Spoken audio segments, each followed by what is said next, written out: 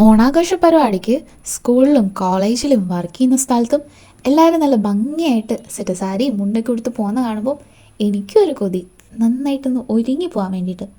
പക്ഷേ നമുക്ക് ഒരുങ്ങി പോകാൻ പ്രത്യേകിച്ച് സ്ഥലമില്ല, കാരണം നമ്മളെ വീട്ടിൽ കുത്തിരിക്കുകയാണല്ലോ.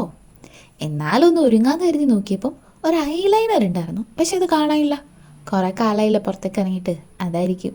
പിന്നെ അമ്മേൻ്റെ ഒരു കൺമഷി ഉണ്ടായിരുന്നു, അതൊക്കെ വെച്ച് കണ്ണൊക്കെ എഴുതി കുറേ ഫൗണ്ടേഷനും ലിപ്സ്റ്റിക്കും ഒക്കെ വാരി തേച്ച് കുറച്ച് കാര്യമായിട്ട് തന്നെ അങ്ങ് ഒരുങ്ങാന്ന് കരുതി.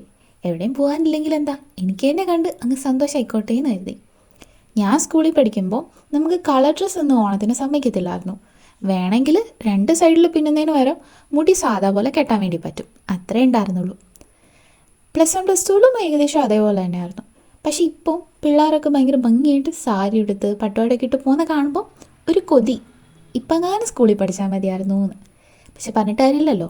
ഇനി ഡിഗ്രിക്ക് പഠിക്കുമ്പോഴാണെങ്കിലോ, ഞങ്ങൾ ഫസ്റ്റ് ഇയറിൽ ഡ്രസ് കോഡൊക്കെ പ്ലാൻ ചെയ്ത് എല്ലാം സെറ്റാക്കിയായിരുന്നു. പക്ഷേ പ്രളയം ആയതുകൊണ്ട് ഫസ്റ്റ് ഇയറിൽ ഓണം ഇല്ലായിരുന്നു. സെക്കൻഡ് ഇയർ ആയപ്പം ഞാൻ കരുതി, ഓണപരിപാടിയൊക്കെ കൂടിയിട്ട് എന്തിനാ, വീട്ടിലോട്ട് പോവാം, ഒരു ദിവസം കൂടുതൽ വീട്ടിൽ നിൽക്കാമല്ലോ എന്ന് കരുതി. അതുകൊണ്ട് എന്താ, ഇപ്പോൾ കുറച്ച് വർഷമായിട്ട് ആഘോഷങ്ങൾക്കെല്ലാം ഞാൻ വീട്ടിൽ തന്നെയാണ്.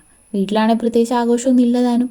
ദൈവം വിചാരിച്ചു കാണും, ഇത്രയ്ക്ക് വീട്ടിൽ നിൽക്കാൻ ആഗ്രഹമാണെങ്കിൽ അവൾ വീട്ടിൽ തന്നെ ഇരുന്നോട്ടെ എന്ന്. അടുത്ത ഓണത്തിനെങ്കിലും, ഓണം വേണ്ട ഒരു വർഷം എടുക്കും, അടുത്ത ക്രിസ്മസിനെങ്കിലും ഒരു നല്ല കമ്പനിയിൽ അടിപൊളിയായിട്ട് സെലിബ്രേറ്റ് ചെയ്യാനുള്ള ഭാഗ്യം എനിക്ക് തന്നെ ഉണ്ടാവട്ടെ എന്ന് ഞാൻ പ്രാർത്ഥിക്കുന്നു. അപ്പം എല്ലാവർക്കും ഹാപ്പി ഓണം.